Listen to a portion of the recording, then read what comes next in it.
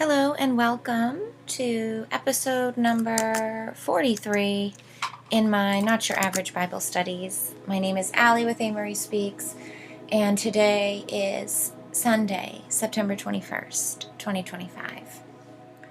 Thank you for joining me. If you're new, welcome. This is a non-traditional look at the New Testament. I am a new reader myself and a non-traditional part Christian, if I could call myself that, an honest, original Christian.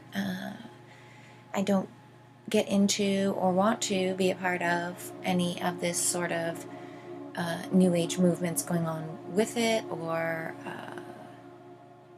these sort of sections and varieties. I don't have the Girl Scout badge to honor here. I'm just reading it from my own walk up to this moment, and from the background that I have, which is a bit eclectic, to say the least, I guess, and definitely from a metaphysical, esoteric kind of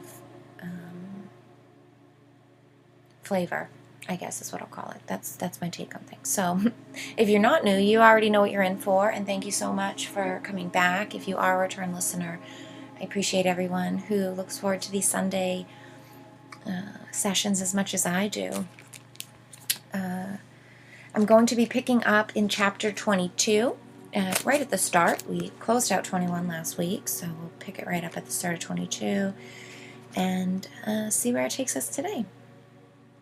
So once again, thank you so much for giving me your ear to hear, and let's listen to the scripture. And Jesus answered and spake unto them again by parables, and saying, The kingdom of heaven is like unto a certain king, which made a marriage for his son, and sent forth his servants to call them that were bidden to the wedding, and they would not come. Now this to me is interesting in its own self, as to big picture thinking and stepping out of the scene for a minute and thinking, why would Jesus share this parable from this perspective? First of all, the standing foundation of the perspective is that heaven, the kingdom of heaven, is likened unto this certain king. And this king in this parable, of course, is preparing a wedding for his son. So, a happy gathering of union, a celebration, and an extension of love and family is what a wedding feast really brings to mind, right? The frequencies, the feeling of celebration, of community, that is what the kingdom of heaven really is, right? And now, it's interesting, he has quite a few of these parables where I feel like they are teaching moments to show people how we have the chance at the kingdom of heaven in front of us right now. In all of these different ways, do we blunder? Do we mistake it? Do we, heavy-handedly crush things? Or speak too quickly and ruin a moment, And so this parable is interesting in itself in that kind of ways, to showcase another ways to not be ready for what we are all supposed to be preparing for, right? Is to be a part of that, is to want to be a part of that great feast, that great celebration, that great marriage event, But again, he's right. They would not come in this parable. They were bidden to the wedding, and they will not come. And we'll pick it up at 4. Again, he sent forth other servants, saying, Tell them which are bidden, Behold, I have prepared my dinner, my oxen, and my fatlings are killed, and all things are ready. Come unto the marriage. But they made light of it, and went their ways, one to his farm, another to his merchandise. And the remnant took his servants, and entreated them spitefully, and slew them. This is interesting to me in itself. First of all, and the remnant took his servants. Who's the remnant? Right? And entreated them spitefully and slew them. And again, we have the italics around this them. And it's interesting, you know. I guess maybe it's supposed to, maybe a remnant is like the leader of the servants who were called out to bring in the guests. Now they're blaming the messenger, sort of, the servants who couldn't get the guests to come, and he cut them down. He slew them, he fired them, he got rid of them, he beat them, treated them poorly, because they brought a bad message back that was they're not coming, or they're too busy, or whatever. That kind of seems to be the message here. 7. But when the king heard thereof, he was wroth, and sent forth his armies, and destroyed those murderers, and burnt up their city. Then saith he to his servants, the wedding is ready, but they which were bidden were not worthy. Go ye therefore into the highways, and as many as ye shall find, bid them to the marriage. It's like, okay, so now we're going to people who are sort of unprepared, to just regular folks. And this is interesting again. All his parables are sort of set always in this vast community where there's plenty of others and also strangers and unknown to the happenings going on. It's such an interesting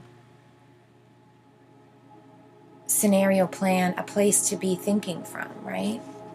Just a note on my own. I don't have an answer for it or reasoning behind it. I just find it very interesting, especially predated, sort of prehistoric, not prehistoric really, but, you know, like these ancient peoples, these, you know, these times that supposed to be so much smaller. The world, quote unquote, was smaller.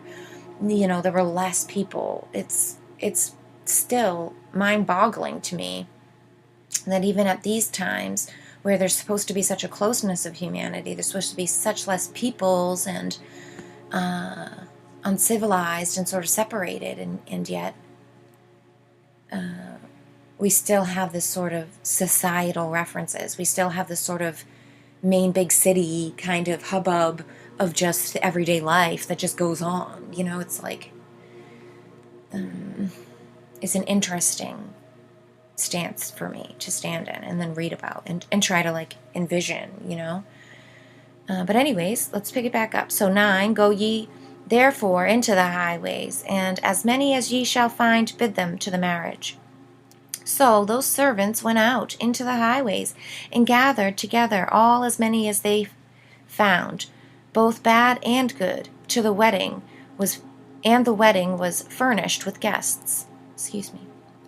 And when the king came in to see the guests, he saw there a man which had not on a wedding garment. And he said unto him, Friend, how camest thou in hither not having a wedding garment? And he was speechless. And then the king said to the servants, Bind him hand and foot, and take him away, and cast him into outer darkness, and there shall be weeping and gnashing of teeth.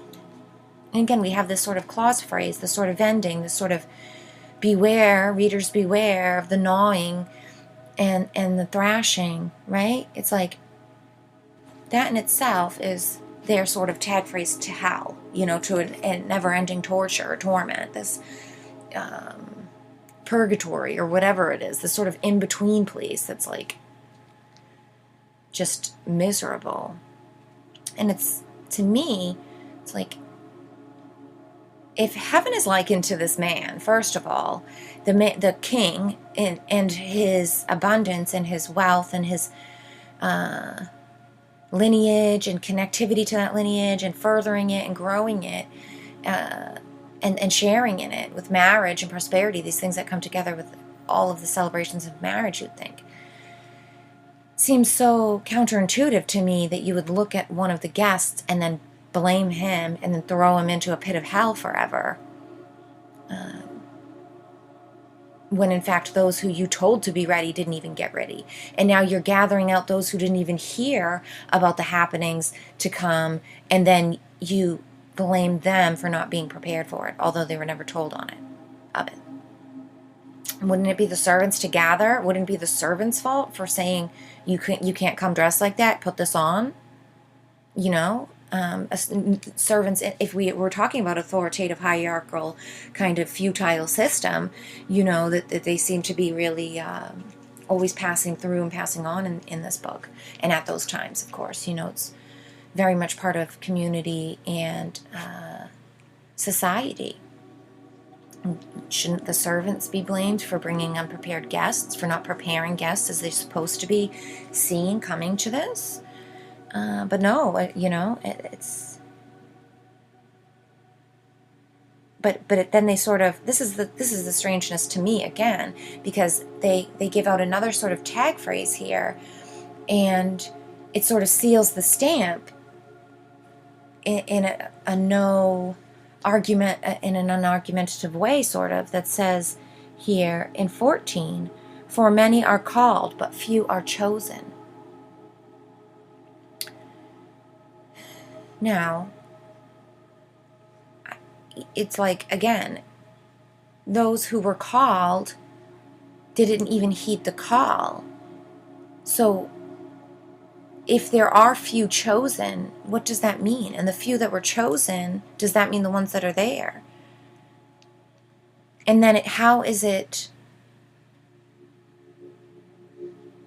again, but this could be relating to God is in each one of us. God speaks to each one of us all the time. And so there's really no excuse for being unprepared. Even if you were sort of a homeless man just walking on the highways, you've already had God speaking in your ear. You should be prepared. I don't know. And then to sort of tag it into material items as to come fully dressed to this thing.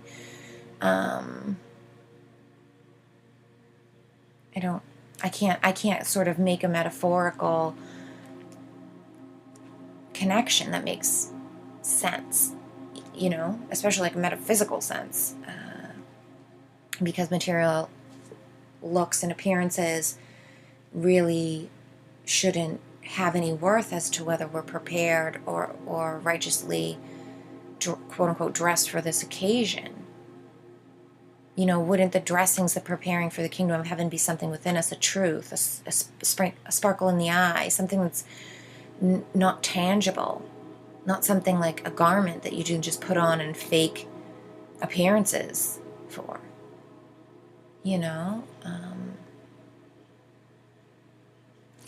To me, it doesn't make as much sense, But not to say that we just throw it out and don't let, that it's not worth it or anything. But just itchy things that bother me.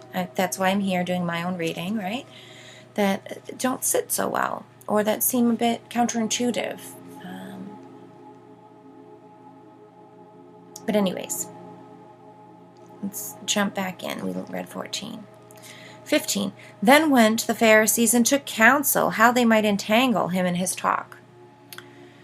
And again, I've already sort of, not to come at him in a way to trip him up. I'm not asking these questions. I wouldn't be asking these questions in a way to trip someone up. I would just like more clarification, because to me,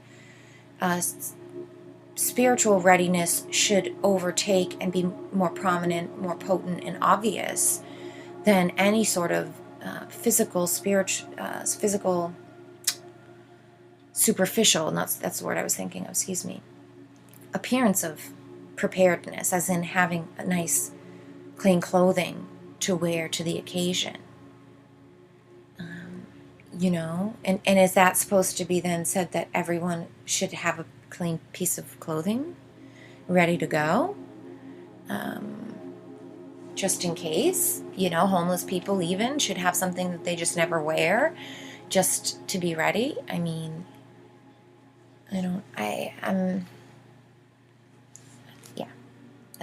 that's my own sort of counsel on that. But anyway, 16, they sent out unto him their disciples with the Herodians, saying, Master, we know that thou art true, and teachest the way of God in truth. Neither carest thou for any man, for thou regardest not of the person of men. Tell us, therefore, what thinkest thou? Is it lawful to give tribute unto Caesar or not? And I absolutely love this. This answer makes much more sense to me and speaks cross timelines to me. And it speaks to what I was saying about this prior parable about the readiness of those who, I get it, and I will backtrack just for a second, because perhaps the readiness and all of that stuff has to do with like the Pharisees and those in the time who, quote unquote, know so much about God and have the Old Testament, have the Torah, have the old law, and they can't even follow it. They're making up their own versions of it to suit themselves, right? And that he's trying to say that, you are the guests who are known about the marriage coming, and look at you, you're not even ready. You don't even want to come. And so all these other people are coming now, and they aren't even ready, and I get that portion of it. Just, the itchy scratchy part comes on, with the king, and then to see the guest. But unless that was a guest, that was a actually invited guest who came. But, and I could be wrong, because it doesn't. It just says it saw a man that had not on a wedding garment. It doesn't say that it was, the people from the highway, so to speak. But so, and that could be the case, and then it is right. How dare you don't come prepared when you knew the day and time,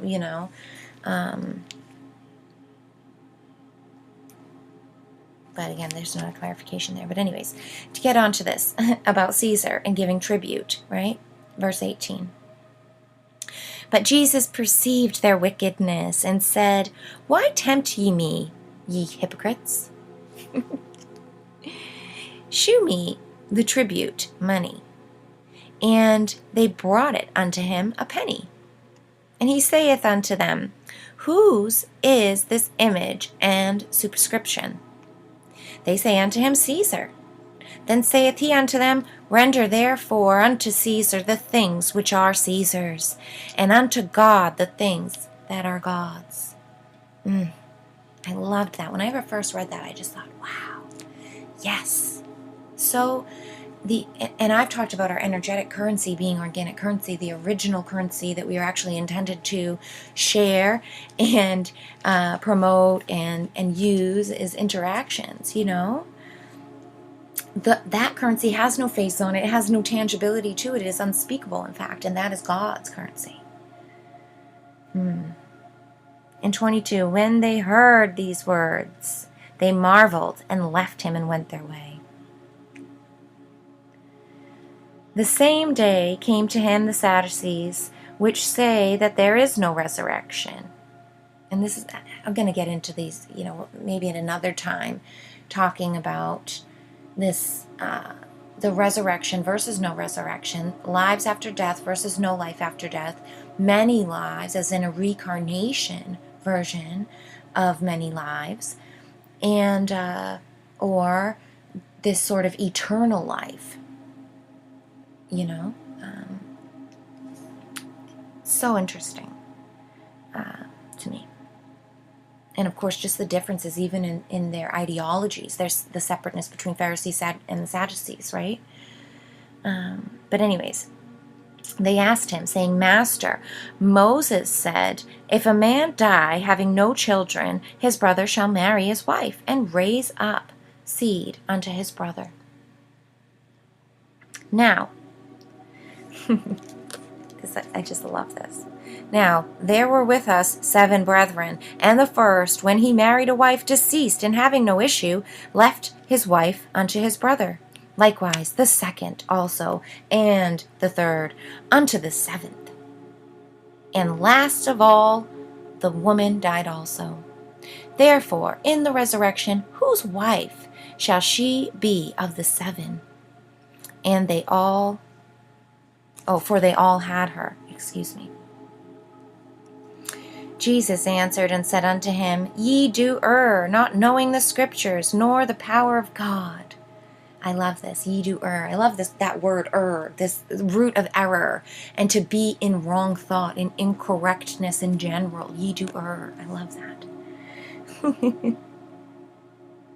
For in the resurrection, they neither marry nor are given in marriage, but they are as the angels of God in heaven. But as touching the resurrection of the dead, have ye not read that which was spoken unto you by God, saying, I am the God of Abraham, and the God of Isaac, and the God of Jacob? God is not the God of the dead, but of the living. And when the multitude heard this, they were astonished by his doctrine.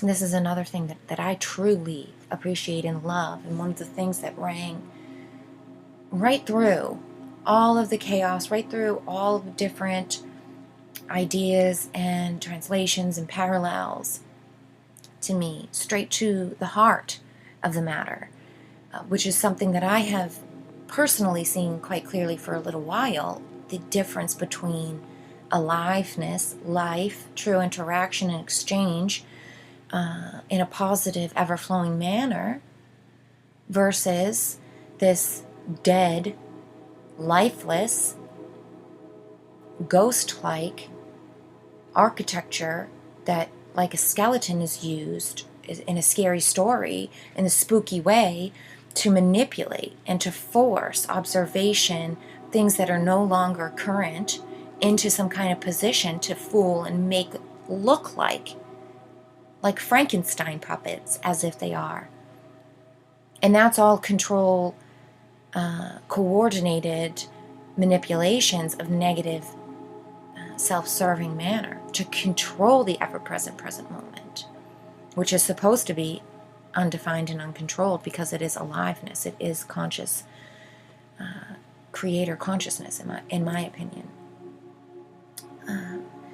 And so when he brings up that God is the God of the living, not of the dead, it's like an arrow into the one open part of the dragon that is Jewry, that is Judaism and their obsession with death and controlling the ever-present present moment in their spooky haunted house scenarios, and from perspective with their own light bending into these shadowed places to create fear and worry so that they can corral and control those who walk through their their haunted house. It's not real. It's not made of anything real.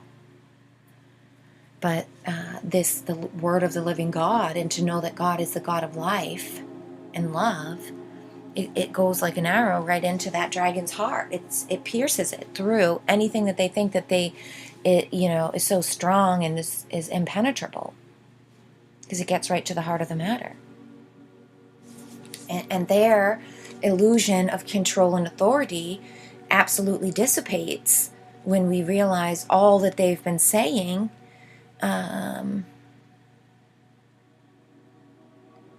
is straight up blasphemy, honestly. It's like the same way that we would feel if somebody dug up a corpse and put strings on it and made it their own matinee show right in front of you with your grandmother.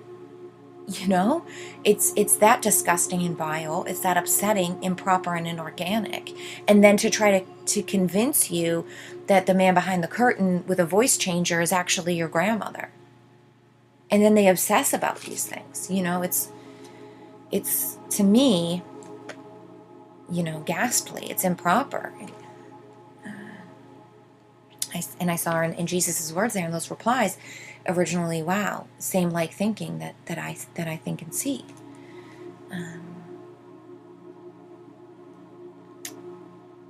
So anyways, I guess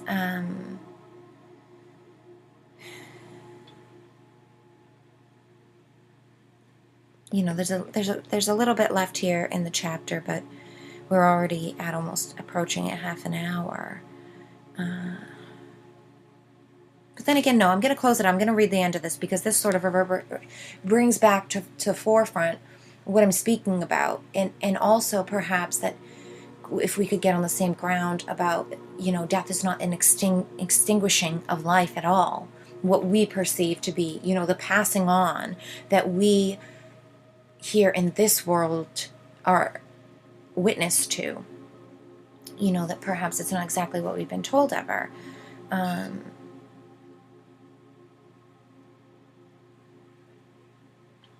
And this sort of confusion about what he says about the Son of David, the Son of God, Lord, and all the ancient scriptures, and addressing others and understanding what happens when we pass on. And, here Jesus sort of gives us a glimpse of understanding about this. Because we pick it up with 34. But when the Pharisees had heard that he had put the Sadducees to silence, they were gathered together. Then one of them, which was a lawyer, of course, I think they probably invented the entire career of lawyers. I do think that they did. Asked him a question, tempting him and saying, Master, which is the greatest commandment in the law? Jesus said unto him, Thou shalt love the Lord thy God with all thy heart, with all thy soul, and with all thy mind. This is the first and great commandment. The second is like unto it, Thou shalt love thy neighbor as thyself. On these two commandments hang all the law and the prophets. And I know, this I read and I was like, wow, this is so true. This is like things that I just felt in my own right, in a totally separate way. But anyways, while the Pharisees were gathered together, Jesus asked them, saying, What think ye of Christ? Whose son is he? They say unto him, the Son of David, which is, their parrot back of their truth, right? He saith unto them, How then doth David in spirit call him Lord? Saying, The Lord said unto my Lord, Sit thou on my right hand, till I make thine enemies thy footstool. If David then call him Lord, how is he his son? And no man was able to answer a word, neither durst any man from that day forth ask him any more questions. And this I have just read in Mark, the other kind of turning the other scene of the same scene, and I cannot wait to get there and read the other things that come through in this exact scene in Mark. But I won't spoil it there, and I won't get into this there, because the interesting twist of the words in Matthew here is interesting, because they choose to end the scene and to say that no man was able to say a word back to this. And no man would ask, almost it sounds like no one's going to ask Jesus any more of these kind of questions. Which in itself is a close of the scene, and verily, why would you? Because they seem to be, he has stumped them. But again, there's this need of asking questions. Why are we asking questions to things that we already have the answers for? Things that are within us, truths that we know knowingly through great gnosis that have been whispered to us by the Father in our own ear. Why are we seeking external validation questions out there from those who are not the Most High? So I'm going to leave that there. Thanks for sticking with me for a little longer than anticipated today, almost a full half an hour. Thanks for your ear, for listening. Thanks for listening to my own rambles. If you would like to give any comments, feel free to drop them in the comments below. Send me emails, messages on Instagram Telegram. I'm not on Instagram. I haven't been on Instagram in years. Got kicked off there. If you use Telegram, find me over there, send me a message. Otherwise, thanks for joining me, and I hope to see you next Sunday. Have a wonderful rest of your day. I hope you will devote your own private time to your own private prayers, thanksgivings, honoring of God in your own way, in your place, in your direct world. Thanks for joining me in my little session here, and I'll see you next week.